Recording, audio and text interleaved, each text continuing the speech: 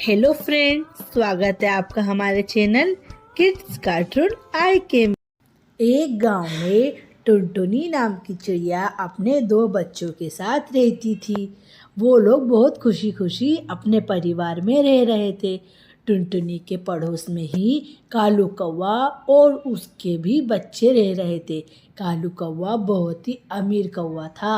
उसका बेटा कालू कौवा का बहुत जिद्दी था। टुनटुनी रोज रोज उसकी जिद की आवाज़ सुनती थी और उसको समझाने अब उसके घर जाती थी। एक दिन उसने अपने माँ बाप से सर्दी के मौसम में आम खाने की जिद कर ली थी। टुनटुनी उसके रोने की आवाज़ सुनकर उसके घर में जाती है। क्या हुआ बेटा, तुम क्यों रो रहे हो? अरे टुनटुनी मौसी, मुझे आम खाना है, आम।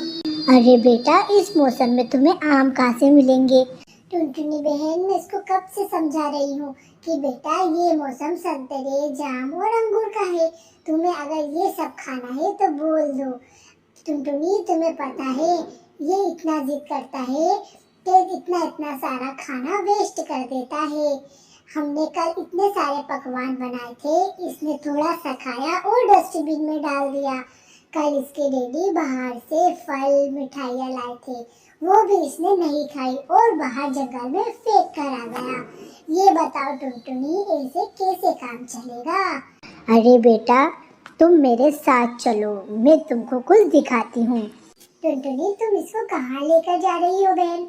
अरे तुम रुको तो सही, अब इसको सब कुछ समझ में आ जाएगा। टुनटुनी बहुत ही समझदार चिड़िया थी। टुनटुनी कालू के बेटे को उसके साथ एक बहुत गरीब कबूतर और कबूतरी के घर लेकर जाती है। क्या हुआ कबूतर भाई, क्या हुआ कबूतरी बहन, तुम इतने उदास क्यों बैठे हो? अरे टुनटुनी बहन, क्या बताएं हम तुम्हें। हम तो 3 दिन से भूख से तड़प रहे हैं। हमने तो कुछ भी नहीं खाया है। 3 दिन हो गए, कुछ भी दाना नहीं मिला ठंड के कारण। पूरा जंगल तुम्हारे भाई घूम कर आ गए हैं। अच्छा, ऐसी बात है। अरे तुम लोग कुछ गरीब लोग हो क्या? तुमने कुछ नहीं खाया? हाँ बेटा, ये देखो ये कितने गरीब लोग हैं और तुम्हें कितनी अच्छी अच्छी चीज़ें खाने को मिल रही है और तुम उसे डस्टबिन में फेंक देते हो। चलो मैं तुम्हें कुछ और दिखाती हूँ। टुनटुनी चिड़िया फिर उसको कौवे और कौवी के घर लेकर जाती है। क्या हुआ कौवा और कौवी बहन? अरे टुनटुनी, क्या बताएं, तुम्हारे भाई 4 दिन से बीमार पड़े हैं और हम भूखे हैं। टुनटुनी बहन, ठंड के मारे तो मैं बीमार ही पड़ गया हूँ। हमने तो कुछ नहीं खाया है। अच्छा ऐसा है टुनटुनी मौसी, इन्होंने भी कुछ नहीं खाया है। देखो बेटा, तुमको इससे कुछ सीख मिली कि नहीं? चलो मैं तुम्हें कुछ और दिखाती हूँ। अरे ये देखो तोता भाई, ये कितने गरीब है। क्या हुआ तोता भाई, तुम इतने उदास क्यों हो? अरे टुनटुनी बहन, ये देखो मेरे पेट में कितना बड़ा घाव हो गया है। मैं कल एक पेड़ से टकरा गया था, उससे मेरे पेट में घाव हो गया है, जिससे ना ही मैं कुछ खा सकता हूँ ना ही पी सकता हूँ। मेरे घर में तो अनाज भी है। देखा बेटा, ये देखो इनके घर में सब कुछ है, फिर भी ये कुछ नहीं खा सकते। तुम और तुम्हारा परिवार तो बिल्कुल स्वस्थ हो और तुम्हारे घर में तो खाने की तरह तरह की चीज़ें भी है। हाँ मौसी, मुझे माफ़ कर दीजिए। अब तो मैं मेरे घर में सब कुछ खा लिया करूँगा, जो भी मेरे माता पिताजी मुझे दिया करेंगे। टुनटुनी उसको लेकर उसके घर जाती है। उसके घर में जो भी खाना पका रहता है वो अपनी माँ से मांगकर तुरंत खाने लगता है, क्योंकि टुनटुनी के साथ घूम घूम कर उसको भी भूख लग गई थी और वो बहुत समझदार हो गया था। शुक्रिया टुनटुनी बहन, तुमने हमारे लिए बहुत अच्छा करा। हम तो इससे बहुत परेशान हो गए थे। देखो अब मेरा बच्चा हर चीज़ खा लेता है और हमें परेशान भी नहीं करता है। थैंक यू टुनटुनी बहन। ऐसे ऐसे वो लोग फिर से खुशी खुशी रहने लगते हैं। एक गांव में टुनटुनी नाम की चिड़िया अपनी बेटी टूनी चिड़िया के साथ रहती थी। माँ, इस बार तो अपनी आलू की फसल बहुत ज़्यादा हुई है। हाँ बेटा, कल सुबह अपन जल्दी से खेत जाकर अपने आलू खेत में से निकाल लेंगे और उसको ले जाकर मंडी में बेच देंगे। अरे माँ, मंडी क्या होती है? बेटा, मंडी जहाँ से सारे पक्षी आलू खरीदने आते हैं और अपन वहाँ ले जाकर पूरे आलू दे देंगे, फिर लोग थोड़े थोड़े आलू अपने हिसाब से ले जाएंगे। अच्छा माँ। वो दोनों आपसी में बात ही कर रहे थे कि उसकी पड़ोसन कबूतरी बहन आ जाती है। टुनटुनी बहन, तुम्हें पता है इस बार तुम्हारे और मेरे खेत में बहुत अच्छी आलू की फसल हुई है। हाँ बहन, देखो ऊपर वाले ने अपना कितना साथ दिया। अपन दोनों के पति नहीं है तो भी ऊपर वाले ने अपना बहुत साथ दिया कि अपन दोनों के खेत में अच्छी आलू की फसल हुई है। हाँ टुनटुनी बहन, ठीक है, कल सुबह अपन दोनों मिलकर अपने खेत में से आलू निकाल लेंगे, फिर परसों उसको ले जाकर मंडी में बेच देंगे। नहीं नहीं मासी, आप दोनों नहीं, मैं भी आपके साथ खेत में से आलू निकलवाऊंगी। ये सुनकर दोनों खिलखिलाकर हंसने लगती हैं। दूसरे दिन जैसे ही सवेरा होता है, वो सब खेत में आलू निकालने पहुंच जाते हैं। देखो तो बहन टुनटुनी, कितने फ्रेश और कितने बड़े बड़े आलू निकले हैं अपने खेत में से। हाँ माँ, आपको पता है अपने खेत में से बहुत ज्यादा आलू निकले हैं। वो देखिए, मैंने कितने सारे आलू निकाल कर रखे हैं। अरे मेरी प्यारी बेटी, तुम तो बहुत ज्यादा काम वाली हो। चलो अब कल सवेरा जल्दी आकर कबूतरी बहन इसको मंडी में बेच आएंगे। जैसे ही दूसरे दिन सवेरा होता है, दोनों बैलगाड़ी में भरकर आलू मंडी ले जाती हैं। जैसे ही मंडी में बैलगाड़ी घुसती है, चारों तरफ आलू ही आलू बेचने वाले खड़े होते हैं। अरे टुनटुनी बहन, क्या बात है, तुम्हारे खेत में से तो बहुत फ्रेश और बड़े बड़े आलू निकले हैं। पर टुनटुनी बहन, आज तो इनका बिकना मुश्किल ही नहीं, नामुमकिन है। देख रही हो, चारों तरफ आलू ही आलू है। इस बार आलू की पैदावार बहुत ज्यादा हुई है। हाँ कौवी बहन, ये तो मुझे भी दिख रहा है। तुम्हारे भी आलू नहीं बिके क्या? अरे टुनटुनी बहन, क्या बताएं, मेरे पति ने तो बहुत कम कीमत में आलू बेच दिए हैं। अरे चलो फिर भी कबूतरी बहन, अपन थोड़ा सा घूम लेते हैं। ठीक है कौवी बहन, हम थोड़ा सा मंडी घूम कर आते हैं, क्यों ना हमारे आलू बिक जाए। हाँ जाइए, देख लीजिए। ऐसा कहकर वो दोनों पूरी मंडी घूम लेते हैं, पर कोई भी आलू नहीं खरीदता है। अरे माँ, अब क्या करेंगे? माँ आप रोइए मत, और कबूतरी मासी आप भी मत रोइए। आप लोग घर चलिए और कुछ मसाले और टमाटर की चटनी बनाइए। मेरे पास आइडिया है कि इन आलूओं का क्या करना है। वो लोग घर जाते हैं। माँ और मौसी, आप एक कढ़ाई में तेल गरम रखिए और जल्दी से अपने घोंसले के बाहर एक चूल्हा बनाकर कढ़ाई को तेल को गरम रखिए और फटाफट सारे आलू छीलकर अच्छे से गोल गोल काट दीजिए।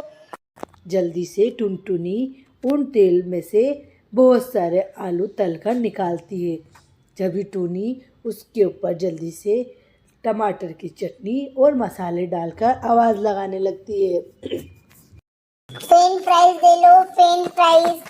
अरे बेटा, ये फ्रेंच फ्राइज क्या होती है? मम्मी, ये आलू की फ्रेंच फ्राइज बनती है और बहुत महंगी बिकती है। आलू की ये चीजें बना बना कर अपन बेचेंगे, जिससे अपन को बहुत अच्छा मुनाफा मिलेगा। अरे वाह मेरी बेटी, तुम तो बहुत ज्यादा ही समझदार हो। देखते ही देखते टुनटुनी और कबूतरी मासी के सारे आलू की फ्रेंच फ्राइज बनाकर बिक जाती है। जगह जगह से पक्षी आकर खाने लगते हैं। शाम तक तो उनके सारे आलू ख़त्म हो जाते हैं और लोग फ्रेंच फ्राइज की मांग करने लगते हैं। हमें और फ्रेंच फ्राइज चाहिए और फ्रेंच फ्राइज चाहिए। अरे अब हम तुम्हें कल मिलेंगे कल। अच्छा, फ्रेंच फ्राइज खत्म हो गई है लगता है। हाँ, वो दोनों खुशी खुशी घर आती हैं और आलू की कीमत से ज़्यादा फ्रेंच फ्राइज में कमा लेती हैं। उनको बहुत अच्छा मुनाफा मिलता है। बेटा टूनी, अब तो हम तुमको बहुत सारे खिलौने दिलाएंगे। ये फ्रेंच फ्राइज से तो हमको आलू से ज्यादा आमदनी मिली है। ऐसा सुनकर वो लोग बहुत खुश हो जाते हैं और फिर से खुशी खुशी रहने लगते हैं। एक गांव में टुनटुनी नाम की चिड़िया अपने दो बच्चों के साथ रहती थी। टुनटुनी का एक बच्चा जो काफ़ी बड़ा था और एक बिल्कुल नन्हा मुन्ना था जो उड़ भी नहीं पाता था। बेटा जाओ, थोड़ा सा बाजार से दूध ले आओ, दूध। माँ, मैं अकेला कैसे जाऊंगा? क्यों ना मैं अपने छोटे भाई को भी अपने साथ ले जाऊं। बेटा तुम्हें पता है ना कि अभी तुम्हारा भाई उड़ भी नहीं पाता है और तुम बड़े और समझदार हो।